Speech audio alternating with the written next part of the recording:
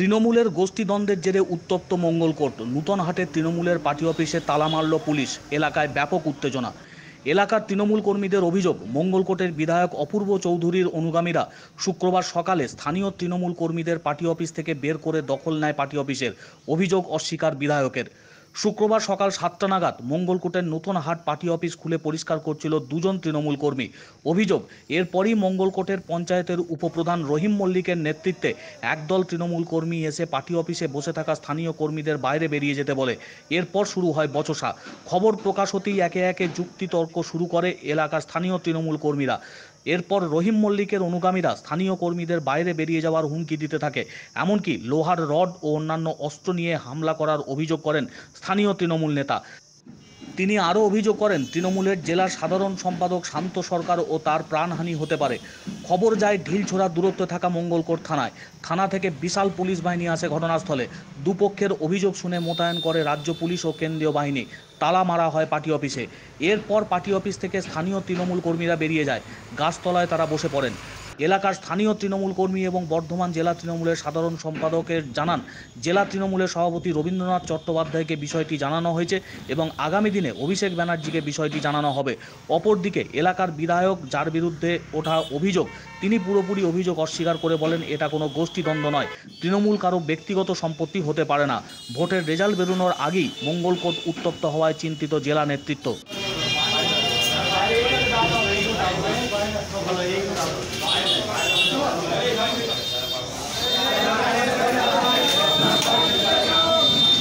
লোকের যে লাইন দিয়ে আমরা মিছিল করেছি, আর আজকে সেই তৃণমূলকে কি বলছে যে তোমরা সরে যাও, আমরা নতুন গ্রুপ করিয়ে মানে ইনকাম করবো।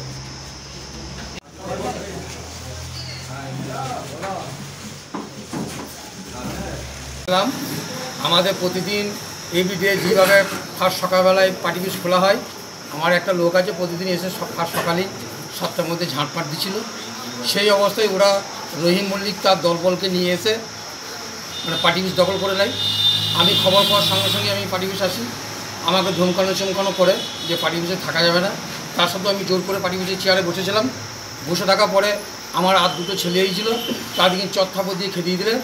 আমাকে বললে, রহিম মল্লিক বললে, অঞ্জন মুন্সি বলছে, বশির, ওরা বলছে তুমি পার্টি অফিস থেকে বেরিয়ে যাও। আমাকে হাত ধরে পার্টি অফিস থেকে বার করে দিলে। আমি পার্টি অফিস থেকে সেই মুহূর্তে বেরিয়ে গিয়েছিলাম।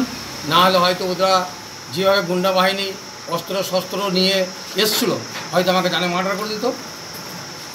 কি অস্ত্র নিয়ে এসছে? রড, লাঠি, আরও কিছু অন্য কোনো অস্ত্র হয়তো খোঁজলে ছিল, আমি দেখছিলাম। ওরা কিছু তো দুষ্কৃতি, সব করে তো দুষ্কৃতি, এরা তো দল জীবনে কেউ করে নাই। জানি না, মাননীয় আমাদের বিধায়ক সাহেব আজকে প্রায় 1.5 বছর আগে থেকে একটা গ্রুপকে সৃষ্টি করেছে। আমি অপূর্ব চৌধুরী বহুবার হাতে পায়ে পর্যন্ত ধরেছিলাম যে আপনি গ্রুপটা না করে, আমাদের যদি ভুল থাকে তাহলে আমাদেরকে দল থেকে তাড়িয়ে দেওয়া, অন্যজনকে দায়িত্ব দেওয়া।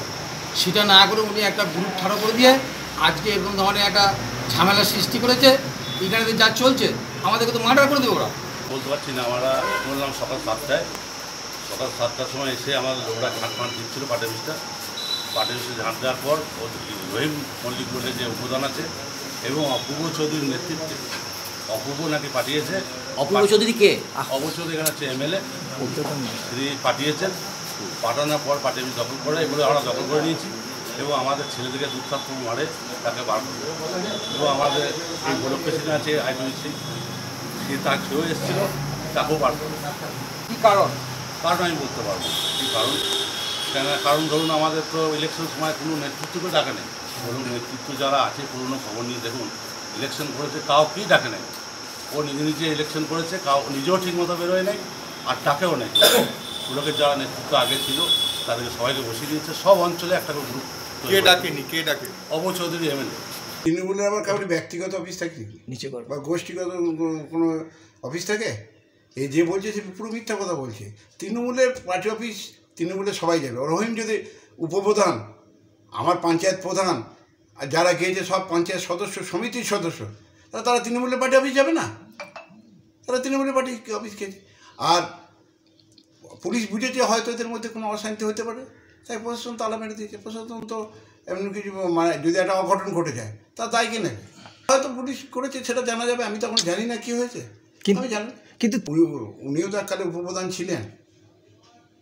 উপপ্রধানের আজকে নয় সম্পাদক হয়ে গেছে, উনি তো উপপ্রধান ছিলেন, উনি সম্পাদক আছেন আর গিয়েছেন, যে গিয়েছে তারা প্রধান উপপ্রধানরা গিয়েছে, তারা দল তাদেরকে সিম্বল দিয়েছে, জিতেছে, তাও প্রধান করেছে, তবে তো তারা প্রধান হয়েছে।